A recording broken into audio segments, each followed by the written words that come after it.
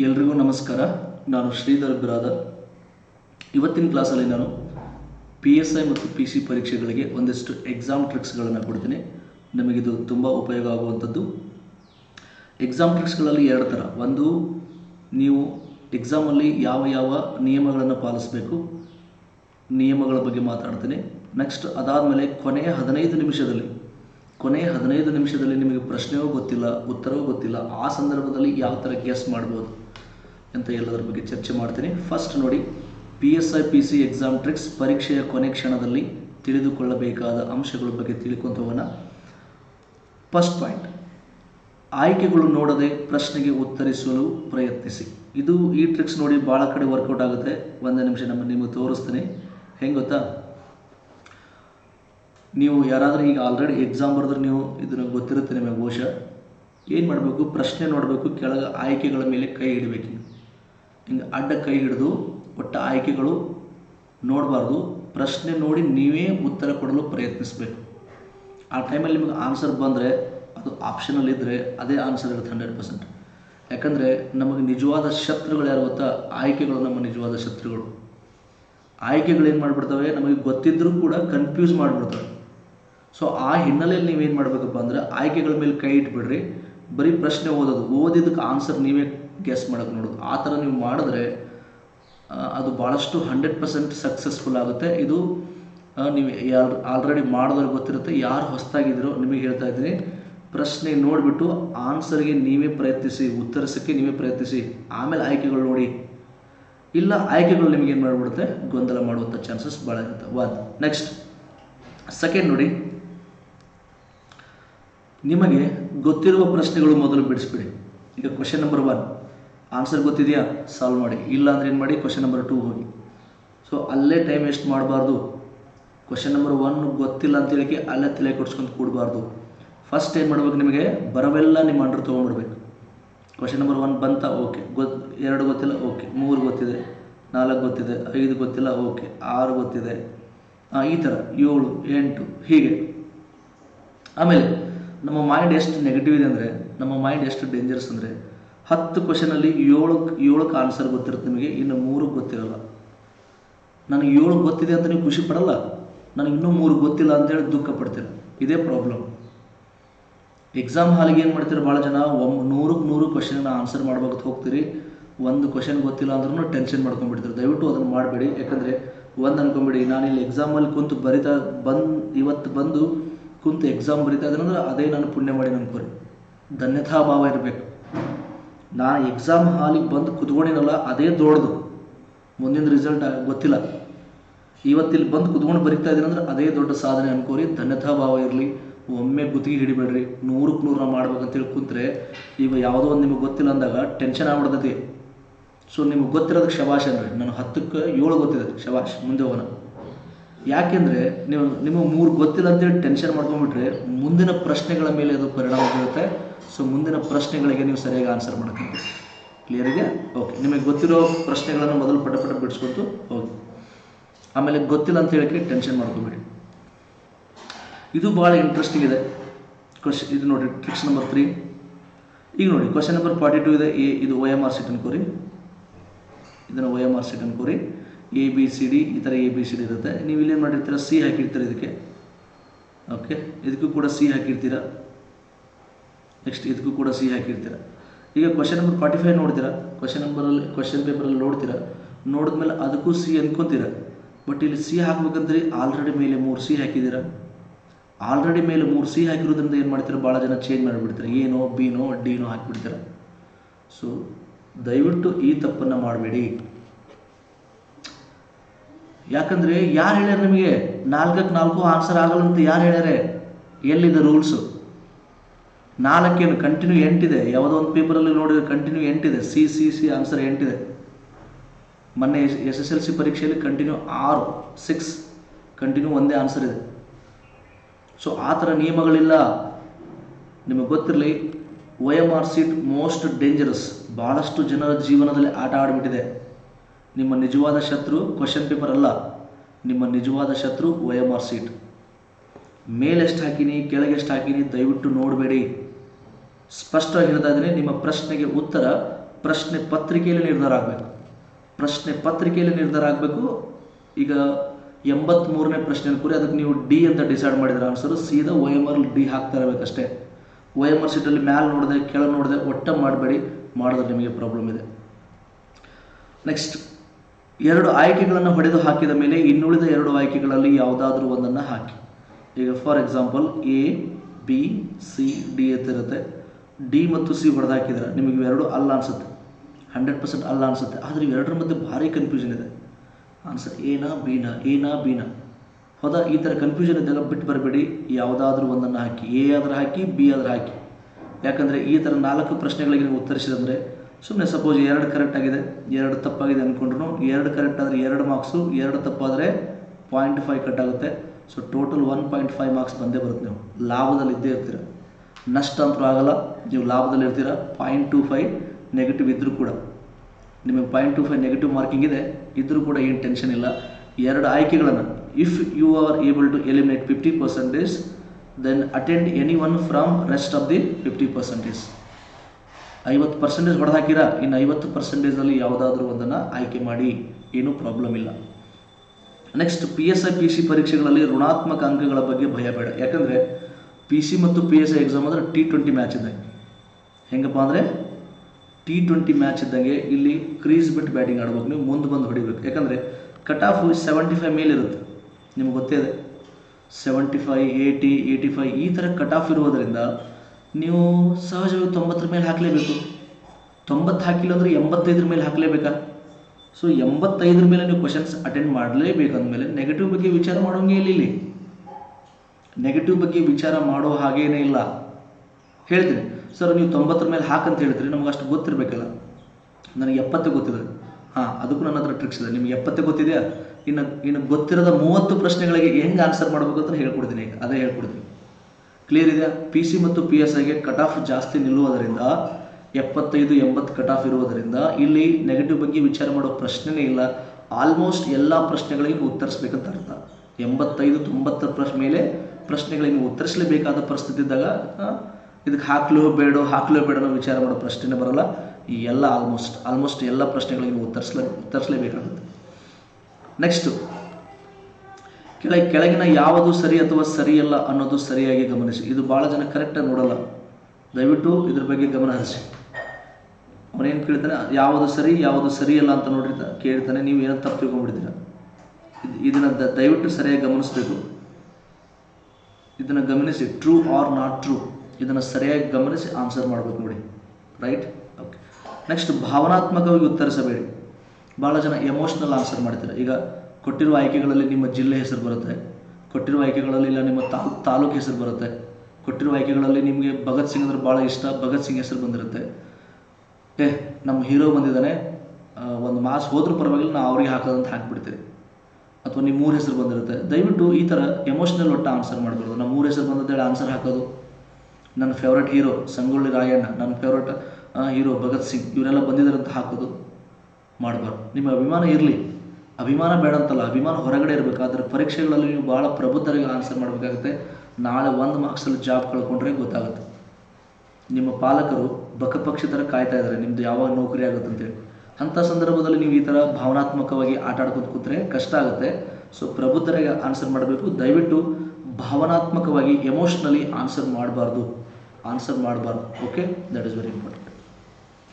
Next, ಬಲಿಷ್ಠ ವಾಕ್ಯಗಳು. ಇಲ್ಲಿ ನೋಡಿ, ಬಲಿಷ್ಠ ವಾಕ್ಯಗಳು ಮತ್ತು ದುರ್ಬಲ ವಾಕ್ಯಗಳ ಕುರಿತು ಗಮನವಿರಲಿ. ಏನಿದು ಸರ್ ಬಲಿಷ್ಠ ವಾಕ್ಯಗಳಂದ್ರೇನು, ದುರ್ಬಲ ವಾಕ್ಯಗಳಂದ್ರೇನು ನೋಡಿ. ಸೊ ಇಲ್ಲಿ ಬರೀತಿ ನೋಡ್ರಿ, ಬಲಿಷ್ಠ ವಾಕ್ಯಗಳಂದ್ರೆ ಯಾವ್ಯಾವ ಗೊತ್ತಾ? ಬಲಿಷ್ಠ ವಾಕ್ಯಗಳಲ್ಲಿ ಯಾವ ಥರ ಶಬ್ದ ಇರ್ತವೆ? ಯಾವಾಗಲೂ, ಮಾತ್ರ, ಈ ಥರ ಶಬ್ದಗಳಿರ್ತವೆ. ಭಾರತದಲ್ಲಿ ಯಾವಾಗಲೂ ಮಳೆ ಬರುತ್ತದೆ, ಈ ವಾಕ್ಯ ಸರಿನಾ? ತಪ್ಪು. ನಾನು ಚಪಾತಿಯನ್ನು ಮಾತ್ರ ತಿನ್ನುತ್ತೇನೆ, ಮುಂಜಾನೆದು ಒಂದು ಗಂಗಾಳ, ಒಂದು ಪ್ಲೇಟ್ ರೈಸ್, ಒಂದು ಫುಲ್ ಪ್ಲೇಟ್, ದೊಡ್ಡ ಪ್ಲೇಟ್ ರೈಸ್ ಸಾಕಾಗಲ್ಲ, ಒಂದು ಗಂಗಾಳ ಅನ್ನ ಸಾಕಾಗಲ್ಲ, ನಾನು ಚಪಾತಿಯನ್ನು ಮಾತ್ರ ತಿನ್ನುತ್ತೇನೆ. ತಪ್ಪಾಗುತ್ತೆ. ಅಂದರೆ ಈ ವಾಕ್ಯಗಳಲ್ಲಿ ಗತ್ತು ಭಾಳ ಇದೆ, ಆಟಿಟ್ಯೂಡ್ ಭಾಳ ಇದೆ. ಈ ವಾಕ್ಯಗಳಲ್ಲಿ ಗತ್ತು ಭಾಳ ಇರೋದರಿಂದ, ಆಟಿಟ್ಯೂಡ್ ಭಾಳ ಇರೋದರಿಂದ ಈ ವಾಕ್ಯಗಳು ಬಹಳಷ್ಟು ಬಾರಿ ತಪ್ಪಿರ್ತವೆ. ಗೊತ್ತಾಯ್ತಲ್ರಿ? ಬಲಿಷ್ಠ ವಾಕ್ಯಗಳು ನಿಮಗೆ ಗೊತ್ತೇ ಇಲ್ಲ. ಏನೋ ಒಂದು ಸೆಂಟೆನ್ಸ್ ಕೊಟ್ಟಿದ್ದಾನೆ, ಏನು ಕೊಟ್ಟಿದ್ದಾನೆ, ಕರ್ನಾಟಕದಲ್ಲಿ ಮಾತ್ರ ಹುಲಿಗಳು ಕಂಡು ಬರ್ತವೆ. ನಿಮಗೆ ಗೊತ್ತಿಲ್ಲ ಅನ್ಕೊಳ್ಳೋಣ, ಎಲ್ಲಿ ಕಂಡು ಬರ್ತವೆ ಏನು ಒಟ್ಟು ಓದಿಲ್ಲ ಅನ್ಕೊಳ್ಳೋಣ. ಈ ಮಾತ್ರನ ಶಬ್ದ ನೋಡಿದ್ರ ಇದು ಬಲಿಷ್ಠ ವಾಕ್ಯ ತಪ್ಪಿರುತ್ತೆ ಅನ್ನೋದು ನಿಮಗೆ ಗೊತ್ತಿರಬೇಕು. ಕಾಮನ್ ಸೆನ್ಸ್, ಹೌದಾ? ಬಿಳಿ ಆನೆಗಳು ಥೈಲ್ಯಾಂಡಲ್ಲಿ ಮಾತ್ರ ಏನೋ ಒಂದು ಕ್ವಶನ್ ಕೇಳ್ತಾನೆ, ಬಟ್ ಏನೋ ಒಂದು ಕೇಳ್ತಾನೆ. ಅವನೇನು ಮಾಡ್ತಾನೆ, ಯಾವಾಗಲೂ ಮಾತ್ರ ಅಂತ ಕೊಟ್ಟಾಗ ನಿಮಗೆ ಅದ್ರ ಬಗ್ಗೆ ಏನೂ ಗೊತ್ತಿಲ್ಲ ಅಂದರೆ ಈ ಶಬ್ದಗಳನ್ನು ನೋಡಿಕೊಂಡು ಈ ಶಬ್ದಗಳು ಕೊಟ್ಟಿದ್ದಾನಂದ್ರೆ ಇದು ಭಾಳ ಬಲಿಷ್ಠ ವಾಕ್ಯಗಳು ತಪ್ಪಿರ್ತವೆ ಅನ್ನೋದು ನಿಮಗೆ ಗೊತ್ತಿರಬೇಕು. ಓಕೆ, ನೆಕ್ಸ್ಟ್ ದುರ್ಬಲ ವಾಕ್ಯಗಳು ಯಾವು? ಸೊ ದುರ್ಬಲ ವಾಕ್ಯಗಳಂದರೆ ಇರಬಹುದು ಅಥವಾ ಸುಮಾರು ಈ ಥರ ಕೊಡ್ತಾನೆ. ಈ ಥರ ಇದ್ದರೆ ಕೊಟ್ಟಿರುವ ವಾಕ್ಯಗಳಲ್ಲಿ ಈ ಥರ ಇದ್ದರೆ ಇವುಗಳು ದುರ್ಬಲ ವಾಕ್ಯಗಳು ಭಾಳಷ್ಟು ಬಾರಿ ಸರಿ ಇರ್ತವೆ. ಭಾರತದಲ್ಲಿ ಸುಮಾರು 80% ಮಳೆ ಜೂನ್ನಿಂದ ಸೆಪ್ಟೆಂಬರ್ದಲ್ಲಿ ಬರುತ್ತದೆ. ಸರಿ, 85 ಇರಲಿ 86 ಇರಲಿ, ಅಲ್ಲಿ ಹೆಚ್ಚು ಕಡಿಮೆ ಇರಲಿ, ಅವನು ಸುಮಾರು ಅಂತ ಕೊಟ್ಟಾನೆ. ಭಾರತದಲ್ಲಿ ಸುಮಾರು 80% ಮಳೆ ಜೂನ್ ಟು ಸೆಪ್ಟೆಂಬರಲ್ಲಿ ಬರುತ್ತದೆ. ಸುಮಾರುನ ಶಬ್ದ ಆಯ್ತಾ? ರೈಟ್. ನಾನು ಸುಮಾರು ದಿನಕ್ಕೆ 8 ಗಂಟೆ ಓದುತ್ತೇನೆ. ನೀವು 6 ಗಂಟೆ ಓದೋರು ನಡೀತೈತಿ, 9 ಗಂಟೆ ಓದೋರು ನಡೀತೈತಿ. Right statement, right. ಗಾಂಧೀಜಿಯವರು ಸುಮಾರು 20 ವರ್ಷಗಳ ಕಾಲ ದಕ್ಷಿಣ ಆಫ್ರಿಕಾದಲ್ಲಿದ್ದರು. ರೈಟ್, ಅವ್ರು ಆ್ಯಕ್ಚುಲಿ 21 ವರ್ಷ ಇತ್ತು. ಅಂದರೆ ಸುಮಾರು ಅಂತ ಕೊಟ್ಟಿದ್ದಾನಂದರೆ ಆ ವಾಕ್ಯದಲ್ಲಿ ಗತ್ತಿಲ್ಲ, ಆ ವಾಕ್ಯದಲ್ಲಿ ಏನದು ಒಂದು ಆಟಿಟ್ಯೂಡ್ ಇಲ್ಲ. ಅಂಥ ವಾಕ್ಯಗಳು ಭಾಳಷ್ಟು ಬಾರಿ ಸರಿ ಇರ್ತವೆ. ಯಾಕಂದರೆ ನಿಮ್ಗೆ ಅದು ಕೊಟ್ಟಿರೋ ವಾಕ್ಯ ಗೊತ್ತಿದೆಯೋ ಇಲ್ಲ ಗೊತ್ತಿಲ್ಲ. ಸೊ ಗೊತ್ತಿರದೇ ಸಂದರ್ಭದಲ್ಲಿ ಸುಮಾರು ಇರಬಹುದನ್ನ ಶಬ್ದಗಳು ನೋಡಿದ್ರೆ ಇದು ದುರ್ಬಲ ವಾಕ್ಯ. ಸೊ ದುರ್ಬಲ ವಾಕ್ಯಗಳು ಸರಿ ಇರುತ್ತೆ ಅನ್ನೋದು ನಿಮ್ಗೊಂದು ಕಾಮನ್ ಸೆನ್ಸ್ ಇರಬೇಕು. ಕರೆಕ್ಟ್ ಇದೆಯಾ? ಕೆಲವೊಂದು ಬಾರಿ ಉಲ್ಟಾ ಪಲ್ಟಾ ಆಗುತ್ತೆ. ಈಗ ಕೆಲವೊಂದು ಬಾರಿ ದುರ್ಬಲ ವಾಕ್ಯಗಳು ತಪ್ಪಾಗ್ಬೋದು, ಕೆಲವೊಂದು ಬಾರಿ ಬಲಿಷ್ಠ ವಾಕ್ಯಗಳು ಸರಿ ಆಗಬಹುದು. ಆದರೆ ತುಂಬ ರೇರ್, ತುಂಬ ಕಡಿಮೆ. ಬಹಳಷ್ಟು ಬಾರಿ ಬಲಿಷ್ಠ ವಾಕ್ಯಗಳು ತಪ್ಪಿರ್ತವೆ, ಬಹಳಷ್ಟು ಬಾರಿ ದುರ್ಬಲ ವಾಕ್ಯಗಳು ಸರಿ ಇರ್ತವೆ. ನೆಕ್ಸ್ಟ್ ನೋಡಿ, ಪ್ರಶ್ನೆ ಮತ್ತು ಉತ್ತರ ಎರಡೂ ಗೊತ್ತಿಲ್ಲದ ಸಮಯದಲ್ಲಿ ಪರೀಕ್ಷೆಯ ಕೊನೆ 15 ನಿಮಿಷದಲ್ಲಿ ಮಾಡಬೇಕಾದ ಕಾರ್ಯಗಳ ಬಗ್ಗೆ ಹೇಳ್ತಾರೆ. ನೋಡಿ, ನಾನು ಹೇಳಿದೆ ನಿಮಗೆ ಏನಪ್ಪ ಅಂದರೆ PC ಮತ್ತು PSI T20 ಮ್ಯಾಚ್ ಇದ್ದಂಗೆ ನೀವು ಆಲ್ಮೋಸ್ಟ್ 85-90 ಮೇಲೆ ಅಟೆಂಡ್ ಮಾಡಲೇಬೇಕು. 100ಕ್ಕೆ 100 ಅಟೆಂಡ್ ಮಾಡಿದ್ರೆ ಏನು ತಪ್ಪೇನಿಲ್ಲ. 85 to 90 ಮೇಲೆ ಕ್ವಶನ್ಸ್ ಅಟೆಂಡ್ ಮಾಡಬೇಕಾಗಿರೋದ್ರಿಂದ ನಿಮಗೆ 70 ಗೊತ್ತಿದೆ ಅನ್ಕೊಳ್ಳೋಣ. ಆ ಪ್ರಶ್ನೆ ಪತ್ರಿಕೆಯಲ್ಲಿ ನಿಮಗೆ 70 ಮಾತ್ರ ಗೊತ್ತಿದೆ, ಇನ್ನು 30 ಗೊತ್ತಿಲ್ಲ. ಸರ್, ನೀವು ನೋಡಿದ್ರೆ 85ರಿಂದ 90ಕ್ಕಿಂತ ಮೇಲೆ ಹಾಕ್ಬೇಕಂತ ಹೇಳ್ತಾ ಇದ್ದೀರಾ. ನನಗೆ ಗೊತ್ತಿರೋದೇ ಇಷ್ಟೇ, 65, 60, 70 ಅಷ್ಟೇ ಗೊತ್ತಿದೆ, ಇನ್ನು ಉಳಿದಿದ್ದು ಗೊತ್ತಿಲ್ಲ. ಇದಕ್ಕೆ ಹೆಂಗೆ ಹಾಕ್ಬೇಕು ನಾನು ಆನ್ಸರ್? ಎಸ್, ನನ್ನ ಹತ್ರ ಇದೆ. ಬ್ರಹ್ಮಾಸ್ತ್ರ ಅಂತ ಕರಿತೀನಿ ನಾನು. ಲಾಸ್ಟಿಗೆ ಮಿಕ್ಕಿದಕ್ಕೆ ಮಿರಜ್. ಇದು ಮಿಕ್ಕಿದಕ್ಕೆ ಮಿರಜ್ ಅಂದ್ರೆ ಗೊತ್ತಾಗುತ್ತಾ? ಎಲ್ಲಿ ಹುಷಾರಾಗಿಲ್ಲ ಅಂದರೆ ಮಿರಜ್ ಕರ್ಕೊಂಡು ಹೋಗ್ತಾರೆ. ಎಲ್ಲಿ ಹುಷಾರಾಗಿಲ್ಲ ಅಂದರೆ ಏನು ಮಾಡ್ತಾರೆ? ಮಿರಜ್ ಕರ್ಕೊಂಡು ಹೋಗ್ತಾರೆ. ಮಿರಜ್ ಅಲ್ಲಿ ಹುಷಾರಾಗತ್ತಂತ ಅರ್ಥ. ಓಕೆ, ನೋಡಿ, ರಿಸ್ಕ್ ತೊಗೊಳ್ಬೇಕು ನೀವು. ಲಾಸ್ಟು ನಿಮಗೆ ಇನ್ನೂ 30 ಕ್ವಶನ್ ಗೊತ್ತಿಲ್ಲ, ಇದರಲ್ಲಿ ಅಟ್ಲೀಸ್ಟ್ 15-20 ಹಾಕಲೇಬೇಕು. ಇಂಥ ಟೈಮಲ್ಲಿ ರಿಸ್ಕ್ ತೊಗೊಳ್ಬೇಕು. ನಾನು ಕೊಡುವ ಟ್ರಿಕ್ಸ್ಗಳನ್ನು ಬಳಸೋದ್ರಿಂದ ಏನಾಗುತ್ತೆ ನಿಮಗೆ? ಸೊ ಬಹಳಷ್ಟು ಅನುಕೂಲವಾಗುವಂಥ ಚಾನ್ಸಸ್ಸು ತುಂಬ ಇದೆ. ಓಕೆ, ಫಸ್ಟ್ ಟ್ರಿಕ್ಸ್ ನೋಡಿ. ನಾನು ಕೊಡುವ ಟ್ರಿಕ್ಸ್ 100% ಕರೆಕ್ಟ್ ಅಲ್ಲ, ಬಟ್ ಬಹಳಷ್ಟು ಬಾರಿ ಕರೆಕ್ಟ್ ಆಗುತ್ತೆ ಅನ್ನೋದು ನೆನಪಲ್ಲಿಡ್ರಿ. ಟ್ರಿಕ್ಸ್ ನಂಬರ್ 1, ಕೊಟ್ಟಿರುವ ಆಯ್ಕೆಗಳಲ್ಲಿ ಯಾವುದಾದ್ರೂ ಆಯ್ಕೆ ಮುಂದೆ ಈ ಥರ ಬ್ರ್ಯಾಕೆಟಲ್ಲಿ ಕೊಟ್ಟಿರ್ತಾನೆ. ಸೊ ಈ ಥರ ಬ್ರ್ಯಾಕೆಟಲ್ಲಿ ಕೊಟ್ಟಿದ್ದಾನಂದರೆ ಅದೇ ಆನ್ಸರ್ ಇರುತ್ತೆ. ಭಾಳಷ್ಟು ಬಾರಿ ನಿಮಗೆ ಪ್ರಶ್ನೆಯೂ ಗೊತ್ತಿಲ್ಲ, ಉತ್ತರವೂ ಗೊತ್ತಿಲ್ಲ, ಆದರೆ ಈ ಥರ ಬ್ರ್ಯಾಕೆಟಲ್ಲಿ ಇದೆಯಾ, ಆನ್ಸರ್ ಅದೇ ಇರುತ್ತೆ. ಭಾಳಷ್ಟು ಬಾರಿ. ನೆಕ್ಸ್ಟ್ ಟ್ರಿಕ್ಸ್ ನಂಬರ್ 2, ಕೊಟ್ಟಿರುವ ಆಯ್ಕೆಗಳಲ್ಲಿ ಯಾವುದಾದ್ರೂ ಆಯ್ಕೆ ಮುಂದೆ ಮೇಲಿನ ಎಲ್ಲೋ ಅಂತ ಕೊಟ್ಟಿದ್ದಾನಂದರೆ ಮೇಲಿನ ಎಲ್ಲೋ ಅಂದರೆ ಅದೇ ಆಯ್ಕೆ ಇರುತ್ತೆ, ಅದೇ ಆನ್ಸರ್ ಇರುತ್ತೆ. ನೀವು ಬೇಕಾದ್ರೆ ಕ್ವಶನ್ ಪೇಪರ್ ತಗೊಂಡು ನೋಡ್ಬೋದು, ಮೇಲಿನ ಎಲ್ಲೋ. ನೆಕ್ಸ್ಟ್ ಕೊಟ್ಟಿರುವ ಆಯ್ಕೆಗಳಲ್ಲಿ ಅಂದರೆ ಭಾಳಷ್ಟು ಬಾರಿ ಇರುತ್ತೆ, ಒಂದೊಂದು ಸಲ ತಪ್ಪಾಗುತ್ತೆ, ಭಾಳಷ್ಟು ಬಾರಿ ಆನ್ಸರ್ ಇರುತ್ತೆ. ಆಮೇಲೆ ಮೇಲಿನ ಯಾವುದೂ ಅಲ್ಲ, ಮೇಲಿನ ಯಾವುದೂ ಅಲ್ಲ ಇದ್ದರೆ ಅದು ನಿಮ್ಮ ಆಯ್ಕೆಗೆ ಪರಿಗಣಿಸಿ. ಮೇಲಿನ ಯಾವುದೂ ಅಲ್ಲ ಅನ್ನೋದು ಕೂಡ ನಿಮ್ಮ ಆಯ್ಕೆಗೆ ಪರಿಗಣಿಸಿದ್ರೆ ಭಾಳಷ್ಟು ಬಾರಿ ಕರೆಕ್ಟ್ ಆಗುತ್ತೆ, 100%. ಯಾಕಂದರೆ ಈಗ ನೀವು ಗೊತ್ತಿರೋವೆಲ್ಲ ಹಾಕ್ಕೊಂಡಿದ್ರೆ, ಇನ್ನು ಗೊತ್ತಿಲ್ಲದ ಪ್ರಶ್ನೆಗಳಿಗೆ ಹೆಂಗೆ ಆಟ ಆಡಬೇಕಂತ ನಾನು ತೋರಿಸ್ತಾ ಇದ್ದೀನಿ ಕೊನೆ 15 ನಿಮಿಷದಲ್ಲಿ, ಹೌದಾ? ನೆಕ್ಸ್ಟ್ ಟ್ರಿಕ್ಸ್ ನಂಬರ್ 4, ಕೊಟ್ಟಿರುವ ಆಯ್ಕೆಗಳಲ್ಲಿ ಈಗೇನು ಕೊಟ್ಟಿದ್ದಾನೆ? ಈಶಾನ್ಯ ರಾಜ್ಯದ ಹೆಸರಿದ್ದಾರೆ. ಈಗ ಕೇರಳ,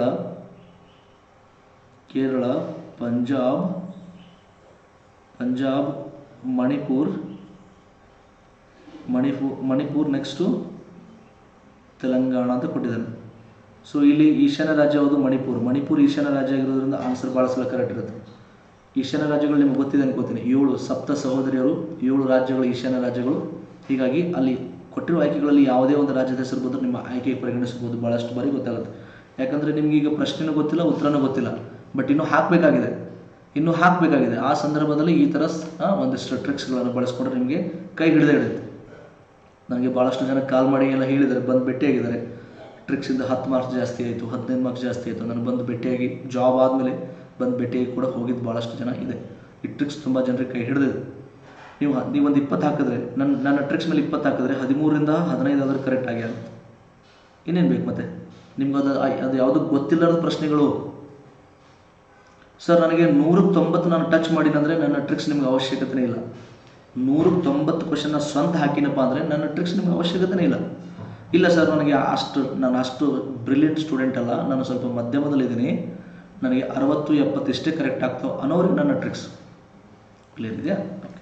ಸೊ ನೆಕ್ಸ್ಟ್ 5ನೇ ಟ್ರಿಕ್ಸ್ ನೋಡಿ. ಇದೇನು ಕೇಳಿದಾನೆ? ಕೆಳಗಿನ ಯಾವ ರಾಜ್ಯ ಅಥವಾ ಕೇಂದ್ರಾಡಳಿತ ಪ್ರದೇಶ ಅಂತ ಕೇಳ್ತಾನೆ.